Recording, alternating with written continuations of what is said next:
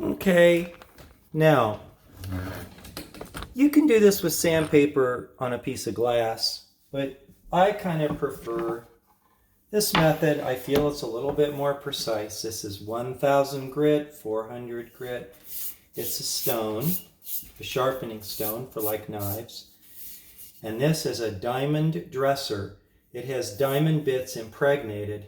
So what I'm going to do is see, in order to sand this, it needs to be flat and clean. So I'm just going to wet it. Let me make sure you can see what I'm doing. Yeah, you're looking good here. A little bit more water. Now I look for even coverage of the sanded off material, which looks good. So it did give that a new surface. Okay? In other words, you can tell by what's happening with the piece you're sanding on whether everything's being touched. If I went like this and I didn't get the whole thing, then I'd know that it still isn't flat. In other words, I can tell by the pattern of the material on here whether I've actually gotten to a fresh face on this or not, on the stone. See how the whole thing is picking up the blue color on here? So I know that I am into the actual, the whole thing. Then you can also do a visual inspection of your stone.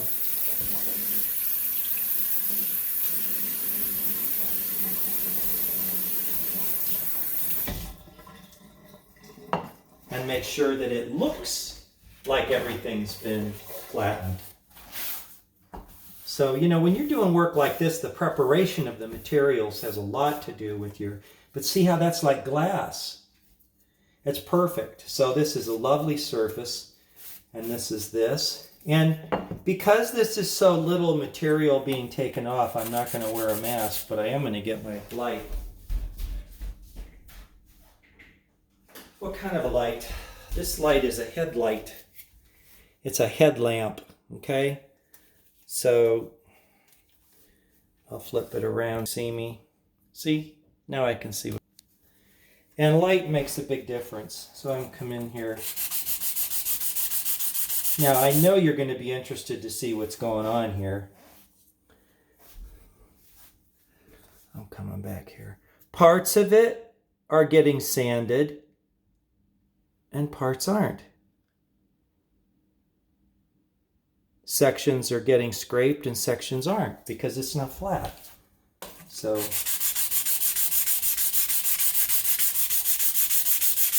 now when you do this, you got to make sure that you're applying even pressure, otherwise you'll take one end down more than the other. All I want to do is see that I'm into fresh plastic. Now, so far, you can see that the hash mark areas are sanding, but some of the sides still hasn't been sanded yet on the edge here. So I know I'm not done, but I am going to wipe it off.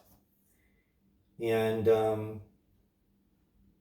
I can tell, for instance, this is still shiny. This hatch mark here, that one is still shiny.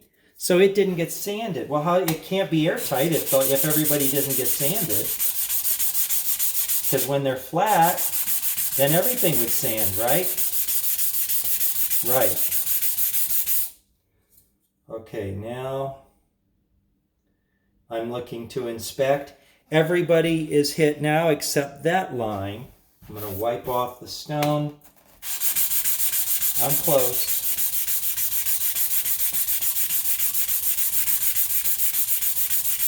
I've probably only taken off 4 10,000ths, by the way. Okay, so I'm going to tell you what I'm looking for here.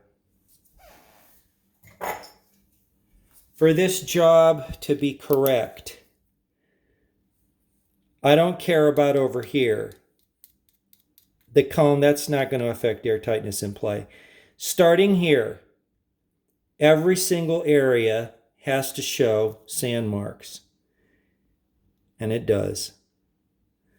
I could go a little bit more here because part of that tine got done and part didn't. So let's go get the rest of it. Why not? We're here.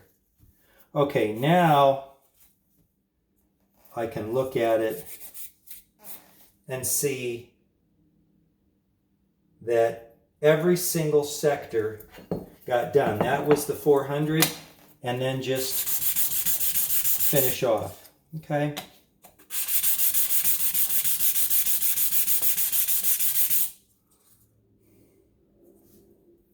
I'm going to get my glasses. Now, an important part of working on stuff is to do your quality control checking.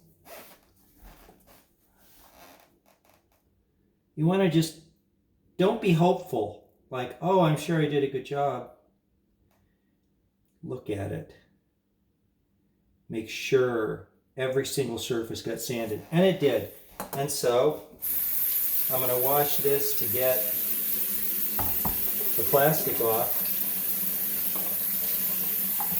And now we're going to carefully clean this comb because it had goop in it.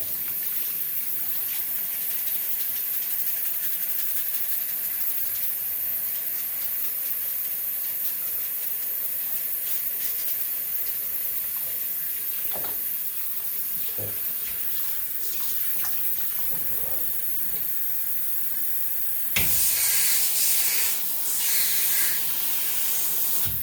Not too hot.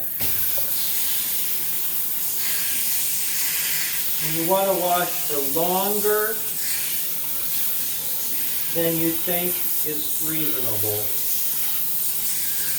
But I gotta do more cleaning anyway because now we're going to go on to the second phase. Okay, that completes the preparing of this surface being flat, and now we're going to shift gears and we're going to do our lapping.